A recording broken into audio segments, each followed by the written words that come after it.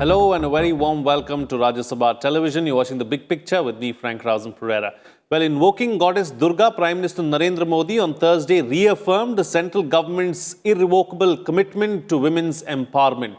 From opening Jan Dhan accounts for 22 crore women, giving soft loans to them under the Mudra Yojana, to launching the Beti Bachao, Beti Padhao initiative, granting permanent commission to women in the armed forces and extending maternity leave from 12 to 26 weeks, the Prime Minister listed out reforms that his government has carried out for the betterment of women. He also said anti-rape laws were made more stringent to include the death penalty. Noting that Goddess Durga was worshipped as a symbol of Shakti, Prime Minister Modi said his government was consistently working for the empowerment of women. In this edition of The Big Picture, we will analyze how we can further empower our women. Joining me on the program today are Ira Singhal, Indian Administrative Service Officer and UPSC Topper 2014. Sanji Rajgadia, National Awardee 2020 for Best Startup and co-founder Food Cloud. And Lalita Kumara Mangalam, former chairman or chairperson, I beg your pardon, National Commission for Women. Thank you to all my guests for joining me on this edition of The Big Picture. Ms. Kumara Mangalam, let me start the program with you first. Sorry for the correction that I made in the designation as well. No problem. That's okay. So, as far as women empowerment is concerned, Prime Minister Modi, they're talking about how several steps have been undertaken in the recent past to really empower the women of India. What kind of changes have we seen in the recent past and what have you witnessed? See, one of the biggest changes I have witnessed, which I think Modi ji perhaps did not really dwell on too much in detail yesterday, was the Swachh Bharat Abhiyan. Now, it has actually physically helped a lot of women in the hinterland. Not perhaps women like me and Iraji and Sanchi ji, because you see, we live in urban areas where we have access to running water, etc., and of course toilets. But you will find that the enrollment of girls in middle school from the ages of 12 upwards has gone up hugely in the last 6 years. And as we all know, education is one of the greatest empowerers of women. And we have one person, Iraji, sitting right in front of us, who will attest to that. The fact that you are able to compete and, that's such a huge boost to any woman, apart from the economic empowerment, etc.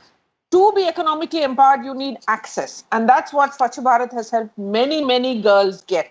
Girls who hitherto did not have that sort of access. Secondly, of course, Jan Dhan, which everybody knows about. The Mudra loans, which perhaps, I don't know if Sanjay ji was one of the beneficiaries of that. But there are many, many of them across this country who have now learned that they don't need to, have a man's standing by them saying, I will stand guarantee for them. I can do this on my own. And again, that is one of the greatest empowerers where you can believe in yourself. I don't know if you'll remember, but in his first August 15 speech in 2014, Prime Minister Modi had said from the ramparts of Red Fort that we should ask our sons questions, not always only our girls. And this year, he talked about sanitary towers, which I have never heard any politician talk about, that too from, standing unfurling the flag of India. Now, these are issues that were so banned from public debate. Forget about political debate in the past. It's a remarkable man who understands that women's issues are national issues. And this is, according to me, this is his biggest contribution. We are looking at one of the biggest abhiyans that's coming up, the Jal Abhiyan, where he said that every household will get tap water. Now, who are the people who do the most water? Apart from what he talked about yesterday, directly impact women. There are many programs that will be, under the aegis of, say, water or electricity or toilets, etc., all of which are going to benefit in getting women out of their homes and giving women access to a great deal more independence and set them on the road to economic independence, which is probably one of the most important things any woman always aspires for. Absolutely. All right. So, Sanji, let me bring you into the picture now. As far as women empowerment is concerned, you work very closely with women through Food Cloud, ensuring that you take their meals to everyone across, and helping so many of these women. So, what is it that you have noticed and what is it that you have witnessed in your work? I think one of the most shocking things that I realized once I got into this space was that the number of women who are participating in the organized workforce is actually falling in today's context. Despite the number of women, the female labor force participation has fallen, to 24% only, despite a rise in education. And that is the result of a whole bunch of socioeconomic factors. One of the major things is safety. It's about whether women feel comfortable and safe, and if they feel worthwhile to step out of their homes, to do to pursue a career. And from that perspective, I feel like maybe like more work from home opportunities, which is I think now becoming trendy also, in the current pandemic. But work from home opportunities, more emphasis being given to safety, not just like the laws and the repercussions that happen after a violent act has already happened, but also, like how do you prevent something like that from happening? Like that is one of, and like these work from home opportunities, like what we are providing for these women, I think is one of like a great way forward from that perspective in the short run. Hira Singhal, let me bring you into the picture now. You work in a service where, the number of women participation is far lower than the number of males, really. So, from that perspective, how do you look at this, this whole issue of women's empowerment, and what more needs to be done, do you think? I think I'm going to give it the third perspective to all of this, which is about families believing in their daughters as much as they do in their sons. It all starts from, home. A woman in this country is born with guilt of having been born as a woman. And as she grows older, we just pile on the guilt. And that comes from the family, because the minute it's a girl, that smile that was supposed to be there is not as visible in all the faces. So, it starts right on the day of your birth. The guilt comes in that you weren't born a boy, and that's what your family was always hoping for.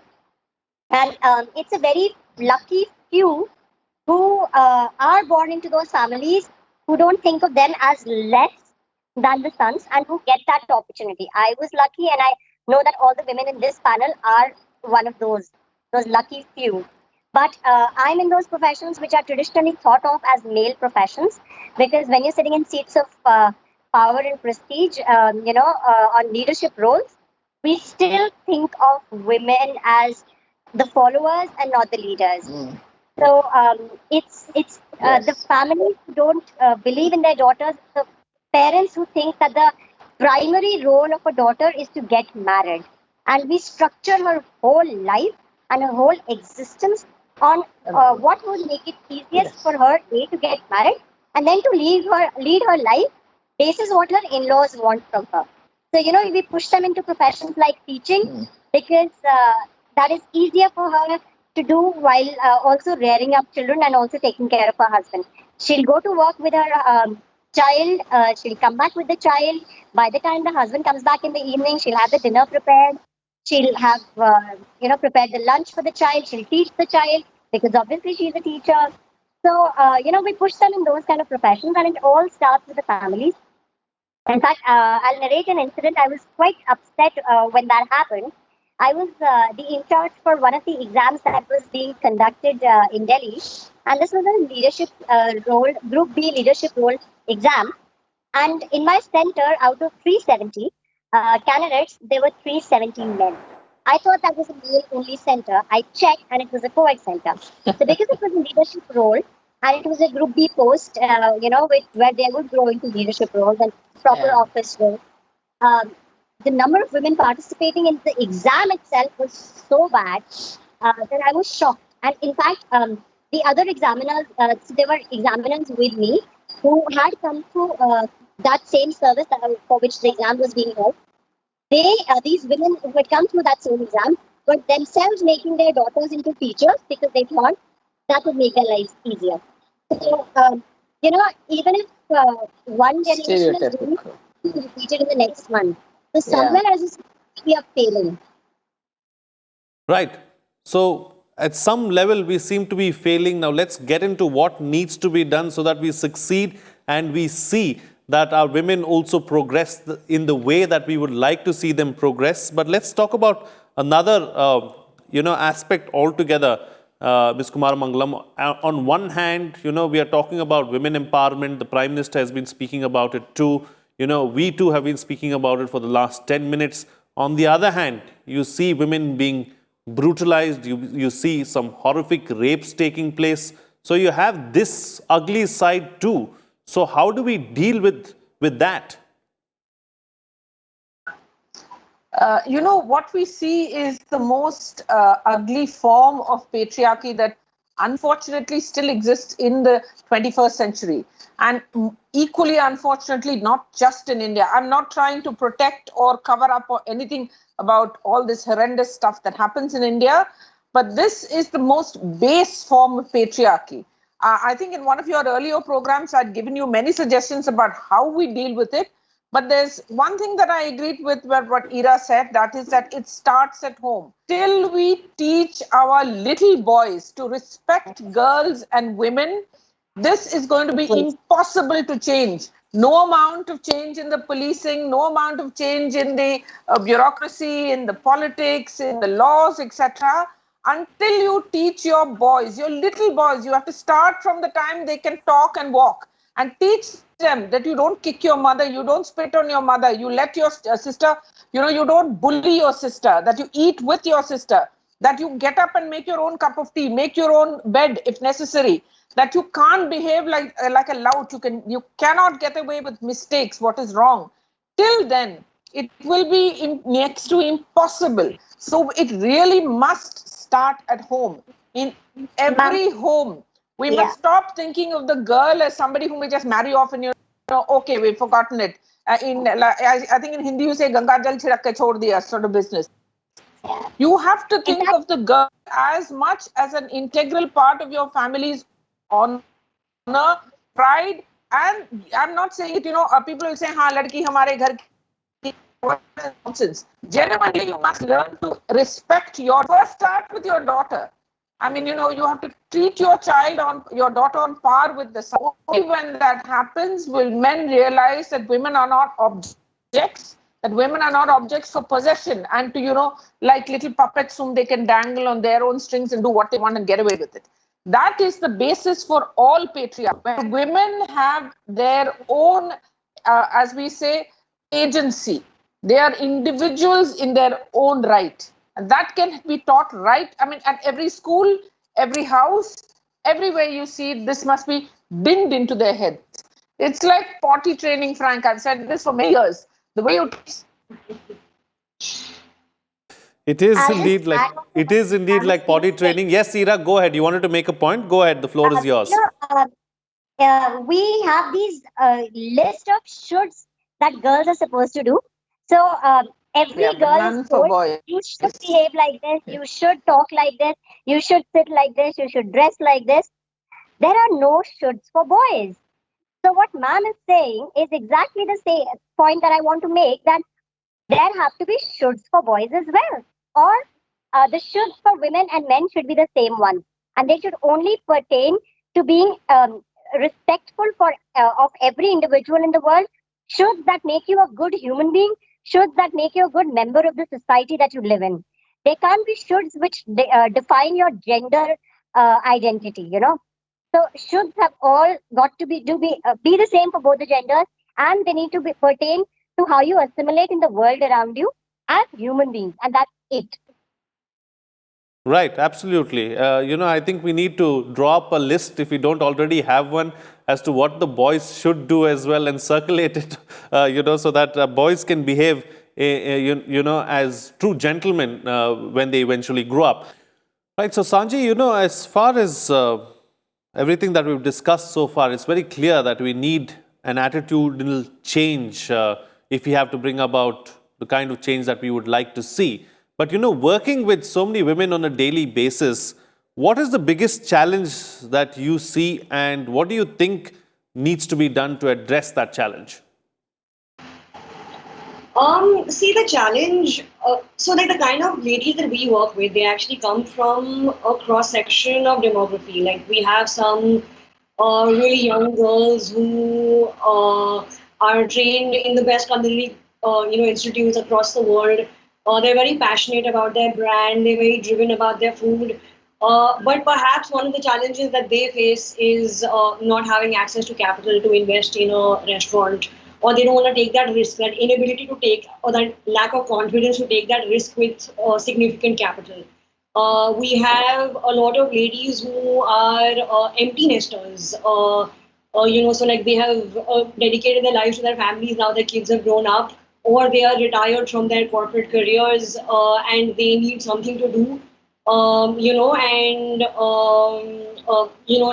for them, it's literally not having any other marketable skill.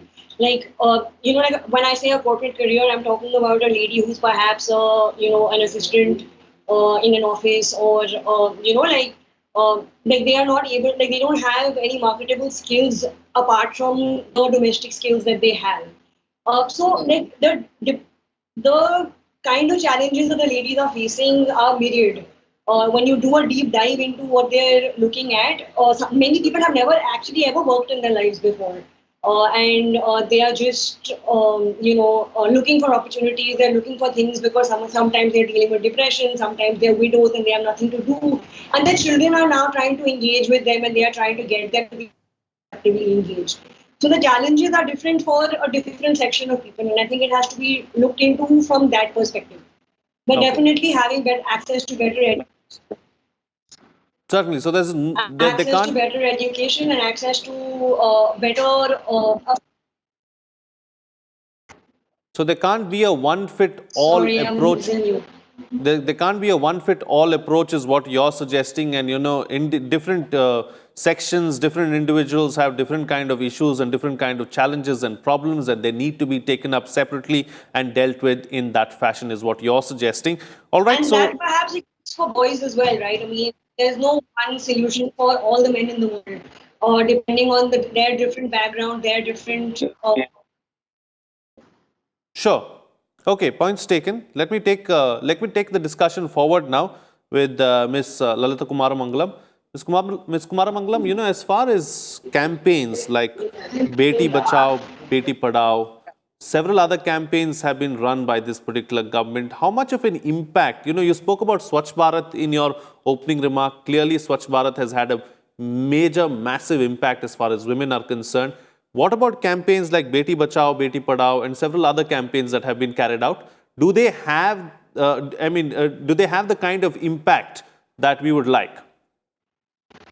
Frank, the problem with patriarchy, the problem with the barriers that we face or that women face all over the world, including in India, is that people don't like being told that they exist. It's far easier to, how do they say, to catch your left ear with your right hand than the other way around. So I find that Beti Bachao, Beti Padhao is a great campaign, especially when it started off. But after some time, when it comes to actually measuring impact, it's very difficult. Whereas programs like Swachh Bharat, Mudra, all of that, they were not introduced only for women. Of course, the majority of the funds for Jan Dhan, etc., were put into women's accounts and all of that.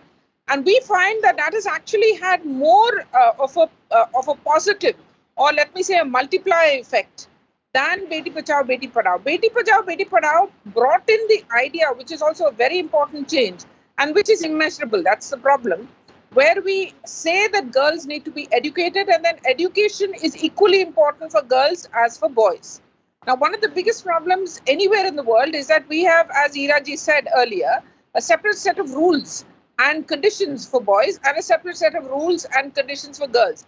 Girls must learn cooking, how to look after their house, etc. Boys must learn to ride a car, whatever. Now, slowly, the Beti Bachao, Beti Padhao, and of course, the Beti Bachao thing was also addressed at female feticide, which is again a topic that's rarely discussed, but there it has helped. There are figures there, which along with other laws that have been enacted by the government of India, both by Modi ji's government and those earlier, has decreased.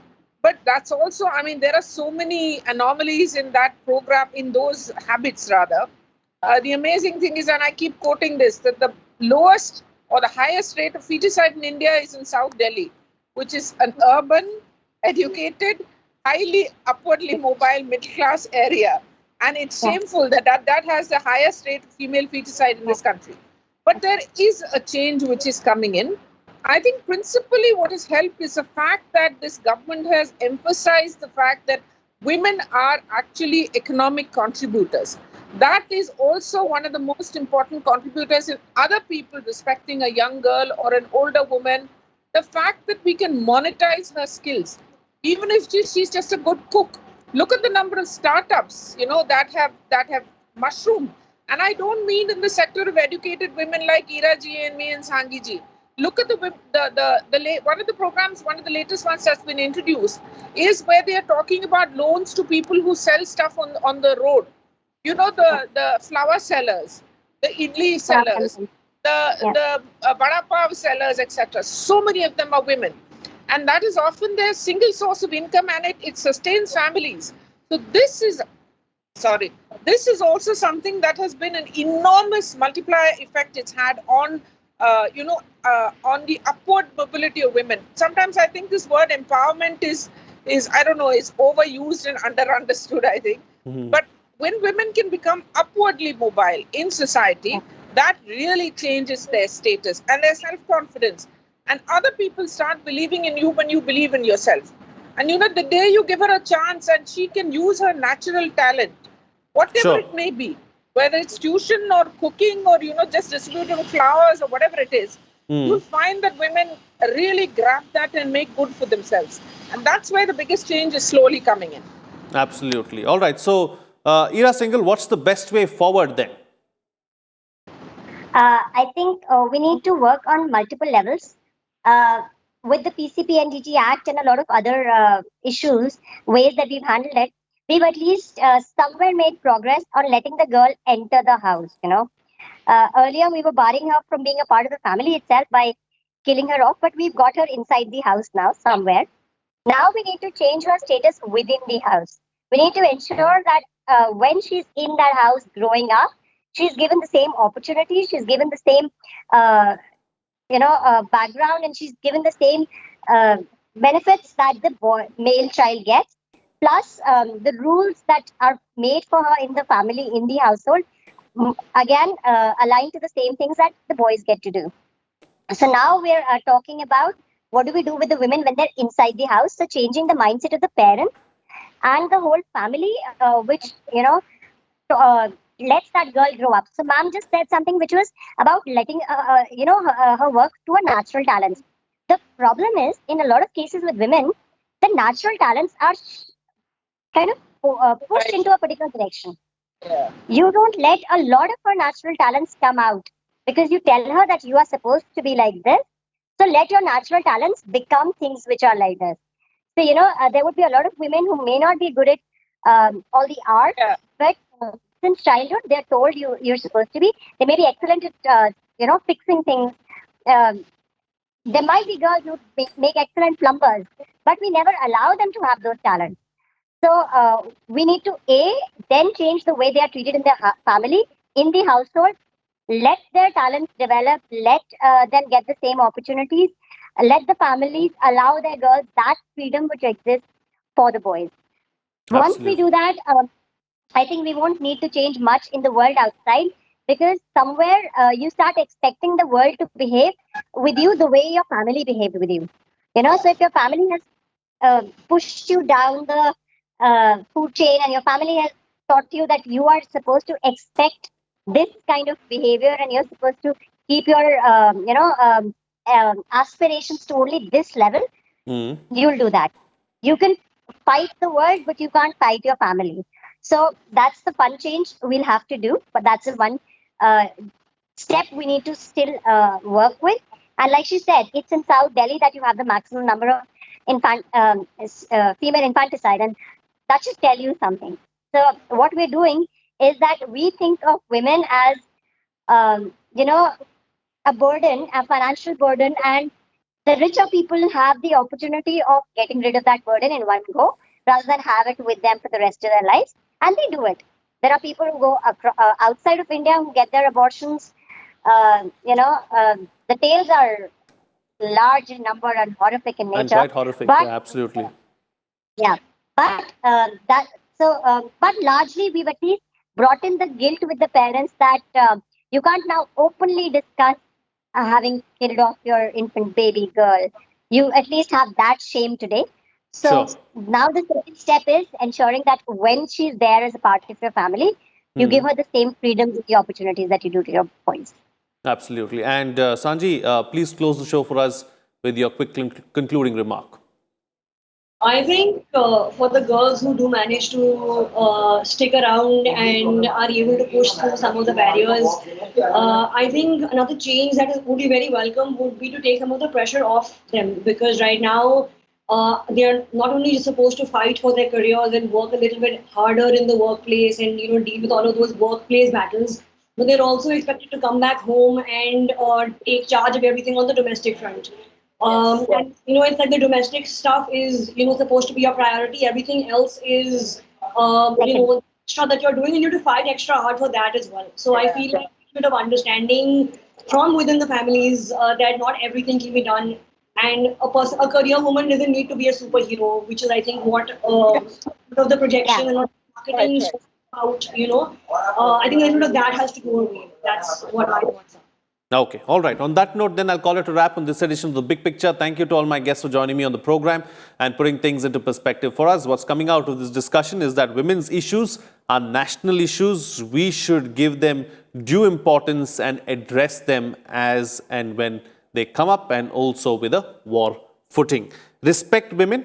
Have a list for boys too about what they should and shouldn't do. The restriction should not just be limited to women or to girls, is what the panelists are suggesting. We need an attitudinal change. Families need to change the way girls are treated at home. Treat boys and girls equally. Only then will we see the kind of difference that we would like to see. And also, families need to empower the girl child, because that's where everything really stems from and everything starts. With that, it's a wrap. See you again next time.